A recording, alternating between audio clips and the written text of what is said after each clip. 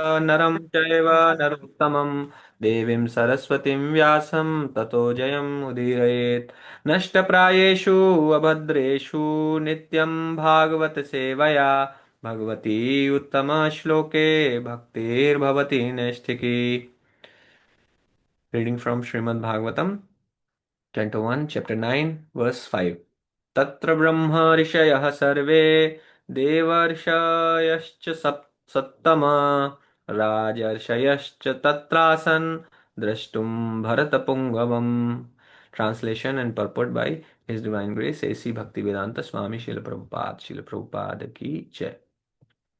Just to see the chief of the descendants of King Bharata, Bhishma, all the great souls in the universe, namely the rishis amongst the demigods, brahmanas, and kings, all situated in the quality of goodness, were assembled there. Purport: the rishis are those who have attained perfection by spiritual achievements. Such spiritual achievements can be earned by all, whether one is a king or mendicant. Bhishma Dev himself was also one of the Brahma rishis and the chief of the descendants of King Bharata. All rishis are situated in quality of goodness. All of them assembled there on hearing the news of the great warrior's impending death. तो जैसे ही उत्तरायण का समय आया, उस समय भीष्मदेव अपने प्राण त्यागने के लिए तैयार थे। और क्योंकि सभी को पता था, तो सभी ऋषि और देवगण और जितने भी भक्त थे, सब वहाँ इकट्ठे हो गए थे। तो यहाँ पर प्रभुपाद ने कहा है कि भगवान का भक्त बनने के लिए कोई विशेष क्वालिफिकेशन की जरूरत नहीं है, किसी क्वालिफिकेशन की जरूरत नहीं है वास्तव में। क्वालिफिकेशन इन द सेंस भौतिक qualification, whether you are born in a Brahmin family और वैश्य और शूद्र और Kshatriya, or you are a chandala, or you are a mlecha, it doesn't matter. Anybody can become the devotee of Krishna, because being Krishna's devotee does not require any pre-qualification. It does not require to be it does not require you to be a great pandita. It does not require for you to be a great renouncer. It does not require for you to be in power. It does not require for you to be a poor person. It doesn't require anything. Just by following the orders of a spiritual master or Guru Parampara, we can easily become Krishna's devotee. We have to just follow their instruction. तो any external designation जो हमें दिखाई देते हैं, उनके आधार पर कोई भी अ, भक्त बन जाए, ऐसा आवश्यक नहीं है। या भक्त ना बन पाए, यह भी आवश्यक नहीं है। तो भीष्म पितामह स्वयं राज परिवार में थे, परंतु वह स्वयं भगवान के परम भक्त थे। तो हम इस चैप्टर में उनके परम गुणों के बारे में पढ़ेंगे और उनकी जो प्रार्थनाएं हैं भगवान के प्रति, वो भी हम देखेंगे। Yes, wants to read. प्रभतो नारदो धूम्यो भगवान् बदरान्यः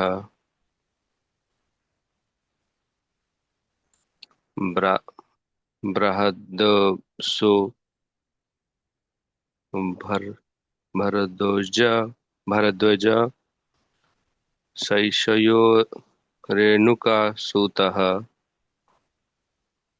वसिष्ठ इंद्र प्रमादश त्रितो ग्रीष्मदो स्थिता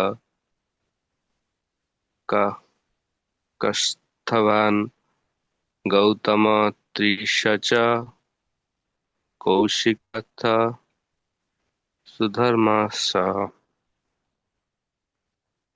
Translation: All the sages like Parvatmuni, Narada, Dhaumya, Vyasa, the incarnation of the god,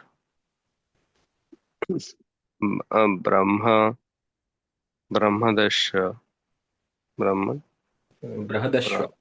Brahadasha, Brahadashva, Bharadwaja, and Parshurama, and disciple Vashishta, Indra, Indra Pramada, Indra Pramod Pramod. Pramod त्रिष्टा ग्रस्तमाद Asit कस्तिभान Gautam Atri Kaushiki and Sudarshana were present. Purport: Parvatmuni is considered to be one of the oldest sages. He is almost always constant companion of Narad Muni. They are also spacemen competent to travel in the air without the help of any metal vehicle. Parvat Muni is also a Devarshi or a great sage amongst the demigod like Narada. He was present along with Narada at the sacrificial ceremony of Maharaj Jamadev, Janmajaya, son of the Maharaj Parikshita. In this sacrifice, all the snakes of the world were to, to be killed. Parvat Muni and Narad Muni are called Gandharvas also because they can travel in the air uh, singing the glories of the Lord. Since they can travel in the air, they observe Draupadi Swayamvar ceremony, selecting of his own husband from the air. Like Narad Muni, Parvat Muni also used to visit the royal assembly in heaven of the King Indra. As a Gandharva, sometimes he visited the royal assembly of Kaurava. One of the important demigods, both Narada and Parvat were once in trouble with in daughter Maharaja Srajanya. Maharaja Sanjaya got the uh, benediction of the sun by Parvat Muni. Narad Muni is inevitable associated with the narration of the Puranas. He is described in Bhagavatam. In his previous life, he was the son of a maid servant, but by the good association with the pure devotee, he became enlightened in devotional service, and the next life he became the perfect man, comparable with himself only. In Mahabharata, his name is mentioned in many places. He is the principal principal Devarsi, or the chief sages among this demigod. He is the son and a disciple of Brahmaji, and from him this disciplic succession in line of Brahma has been spread. He initiated Prahlad Maharaj, Dhruva Maharaj, and many celebrated devotees of the Lord. He initiated even Vyasadeva, the author of the Vedic literature, and from the Vyasadeva, Madhvacharya was initiated, and thus the Madhva Sampradaya, in which the Gaudiya Sampradaya is also included, has spread all over the universe. Sri Chaitanya Mahaprabhu belongs to this Madhva Sampradaya. Therefore, Brahmaji, Narada, Vyasa, down to Mad- Madhva Chaitanya and the Goswamis all belongs to the same this line of disciple succession. Narada ji has instructed many kings from time of immemorial. The Bhagavatam we can see that he instructed Prahlad Maharaj while he was in the womb of her mother, and instructed Ba- Vasudeva father Krishna was as well as Maharaj Yudhishthira. Dhumya.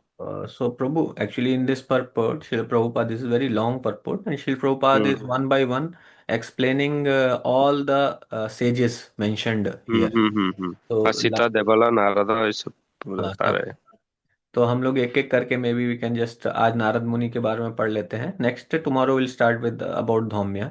तो नारद मुनि के हैं। बारे में तो हम सभी को पता ही है नारद मुनि हम्म। भगवान के शुद्ध भक्त हैं, परम भक्त हैं। और उनको पूरी आज़ादी है कि पूरे यूनिवर्स में वो कहीं भी ट्रैवल कर सकते हैं, so anywhere he can go. And he's in spiritual body. He does not die like any. He's not a human being or demigod. He's considered a demigod sometimes, but actually he's eternal. It's not a position. Narad is not a position. ऐसा नहीं है कि कोई नारद मुनि बन जाता है अच्छे पुण्य कर्म करके या भक्ति करके भी कोई नारद मुनि। नारद मुनि is one person, personality. And Narad मुनि टाइम टू टाइम आप देखेंगे कि नारद मुनि ने भगवान के अनेक भक्तों के गुरु हैं वो। ध्रुव महाराज, प्रहलाद महाराज, इवन व्यासदेव, सभी को आपने कहानी सुनी होगी। कैलाश मृगारी और ऐसे ऐसे सभी लोगों के गुरु हैं। Even I think Ratnakar, Valmiki. तो जो जितने भी आप महान महान भक्तों के नाम सुनेंगे, उन सब के गुरु नारद मुनि हैं। क्योंकि नारद मुनि को भगवान अपने एक विशेष इंस्ट्रूमेंट की तरह उपयोग करते हैं कि जहां पर आवश्यकता होती है कि किसी को मार्गदर्शन मिलना चाहिए भक्ति में, तुरंत ही नारद मुनि को वहां भेज देते हैं भगवान। और नारद मुनि सही समय पर सही व्यक्ति के सामने प्रकट होते हैं और उनको निर्देश देते हैं। तो नारद मुनि ने, जैसे यहाँ पर प्रभुपाद बता रहे हैं कि व्यासदेव को इनिशिएट किया व्यासदेव ने मध्वाचार्य को। मध्वाचार्य ने से माध्वा संप्रदाय निकला और जहाँ से गौड़ी संप्रदाय भी निकला है। तो हम लोग कहते हैं ना, ब्रह्म मध्व गौड़ीय गुरु शिष्य परंपरा की जय। तो ब्रह्मा जी से मध्व संप्रदाय, मध्व संप्रदाय से गौड़ी संप्रदाय। तो हम इसी ब्रह्म मध्व गौड़ीय गुरु शिष्य परंपरा के अंतर्गत आते हैं। तो चार परंपराएं हैं जिनके बारे में बताया है हमारे शास्त्रों में कि जो कि सही परंपराएं हैं, जो कि भगवान के द्वारा ही प्रारंभ की गई परंपराएं हैं। श्री संप्रदाय, रुद्र संप्रदाय, okay, and our Brahma Brahma संप्रदाय, और fourth one is Kumar Sampradaya. कोपार Sampradaya. Yes, and all are having one one acharya in between, जब जो जो महान आचार्य हैं उनमें। तो ब्रह्म संप्रदाय के मुख्य आचार्य कौन है? ब्रह्मा जी हैं वास्तव में। और ज्ञान जो है भगवान ने ब्रह्मा जी को दिया है। तो भगवान ने जो ज्ञान दिया है वहां ब्रह्मा जी ने अपने शिष्य को दिया, नारद मुनि को दिया, नारद मुनि ने व्यासदेव को दिया, व्यासदेव ने मध्वाचार्य को दिया। तो इस प्रकार से ज्ञान गुरु शिष्य परंपरा में नीचे आ रहा है। श्री संप्रदाय में उसी प्रकार भगवान ने एक सब सर्वप्रथम ज्ञान लक्ष्मी जी को दिया और वहां से नीचे आ रहा है। तो अलग अलग संप्रदाय में, रुद्र संप्रदाय में रुद्र भगवान शिव को ज्ञान दिया भगवान ने। तो चारों संप्रदाय, कुमार संप्रदाय में किसको ज्ञान दिया? चतुष कुमार को ज्ञान दिया। तो इस प्रकार से जो भक्ति का ज्ञान है वो चारों संप्रदाय में था। और चारों संप्रदाय की विशेषता ये है कि ये सभी चारों संप्रदाय यही बताते हैं कि पूर्ण पुरुषोत्तम भगवान कृष्ण ही परम भगवान है। वही वही संपूर्ण जगत के स्वामी हैं। चारों संप्रदाय में कहीं भी आपको ये नहीं मिलेगा, कॉन्ट्रडिक्शन नहीं मिलेगा। ये श्री संप्रदाय में आप कहेंगे विष्णु वर्शिप, तो यस, भगवान विष्णु और कृष्णा इज नॉट डिफरेंट। तो Sri Sampradaya worship Krishna and Vishnu. Bhagwan Vishnu is just the official form of Krishna. Krishna is like God, the person at home, and Vishnu is like person in office. तो भगवान के दो अलग अलग रूप हैं। विष्णु क्या है? भगवान के ऑफिशियल फॉर्म है, जो जिनके द्वारा वो सभी कार्य करते हैं इस ब्रह्मांड के। एंड कृष्ण क्या करते हैं? कृष्ण अपने भक्तों के साथ एंजॉय करते हैं। गोलोक वृंदावन भगवान एंजॉय करते हैं। ब्रह्मा के दिन में एक बार केवल भगवान कृष्ण स्वयं आते हैं, जो कि इस बार हुआ था। जो अभी 5,000 साल पहले भगवान कृष्ण आए थे। अभी we are saying just now. So Krishna actually 5,000 साल पहले जो कृष्ण आए थे वो वास्तव में पूर्ण पुरुषोत्तम कृष्ण आए थे। एंड बाकी समय क्या होता है? बाकी समय विष्णु के थ्रू इनकारनेशन लेके आते हैं भगवान। विष्णु के थ्रू आते हैं। नारायण जैसे जैसे कि ज्यादातर आप देखेंगे समाज में यही समझा जाता है कि विष्णु ने इनकारनेशन लिया कृष्ण के रूप में, है ना, विष्णु ने अवतार लिया है कृष्ण के रूप में। बट ब्रह्मा जी के दिन में एक बार भगवान स्वयं आते हैं। तो ये एक एक ये संप्रदाय की विशेषता है कि सभी संप्रदाय भगवान कृष्ण को ही सुप्रीम मानते हैं। तो this is one of the proofs also कि Krishna is the supreme, whether Krishna is supreme और any other demigod is supreme. तो जो चार संप्रदाय हैं उन चारों संप्रदायों में सेम नॉलेज आती है। So one can get attach to any of the sampradayas. So we are attach to Brahma Madhva Gaudiya संप्रदाय, क्योंकि यहाँ पर चैतन्य महाप्रभु के रूप में भक्ति, कलयुग में भक्ति का जो प्रचार है वो चैतन्य महाप्रभु ने आकर किया है। और भक्ति का जो प्रोसेस है वो बहुत ही सरल प्रोसेस दिया है भगवान के नाम का जब, जो कि कलयुग के लिए, बाकी संप्रदाय में भी वही है। आप अगर देखेंगे संप्रदाय के बाहर भी कुछ ऑथेंटिक आचार्य हैं, ऐसा नहीं है कि केवल संप्रदाय में ही ऑथेंटिक आचार्य हैं। इवन संप्रदाय के बाहर भी कुछ ऑथेंटिक आचार्य आते हैं, एक या दो कभी ऐसे ऐसे मिलते हैं। तो वो लोग भी, जैसे आप देखेंगे कि बहुत, जैसे तुकाराम महाराज मतलब अगर आप देखेंगे तो डायरेक्टली किसी संप्रदाय से जुड़े हुए नहीं दिखते, बट ऐसा उल्लेख आता है कि चैतन्य महाप्रभु से उन्होंने भी प्राप्त किया था, उसी संप्रदाय में उन्होंने दीक्षा प्राप्त की थी, इन इन अ डिफरेंट फॉर्म ऐसा हुआ था। एंड जैसे मीराबाई हैं, तो मीराबाई भी भगवान की शुद्ध भक्त हैं। और रस खान हैं, ऐसे बहुत सारे भक्त हैं जो अलग अलग आते हैं, एक या दो जो कि भगवान के शुद्ध भक्त होते हैं परंपरा के बाहर, बट वो कहीं ना किसी तरीके से भक्त संप्रदाय से जुड़े अवश्य होते हैं, डायरेक्ट भले ही ना दिखाई दें, बट वो कहीं ना कहीं संप्रदाय से जुड़े रहते हैं। तो हमारे लिए सुविधा ये है कि हम ब्रह्म मध्य गौड़ी गुरु शिष्य परंपरा से जुड़े, जो कि मोस्ट ऑथेंटिक परंपरा है। ऑफ कोर्स चारों हैं। एंड ये अभी ब्रह्म जो प्रचार कार्य है मेनली आप देखेंगे कि ब्रह्म मध्य गौड़ी गुरु शिष्य परंपरा में हो रहा है, भगवान के नाम का, भगवान की भक्ति का प्रचार कार्य। तो we will continue from here tomorrow, Dhaumya Rishi से प्रारंभ करेंगे। हरे कृष्णा। ग्रंथराज श्रीमद् भागवतम की जय, श्रील प्रभुपाद की जय।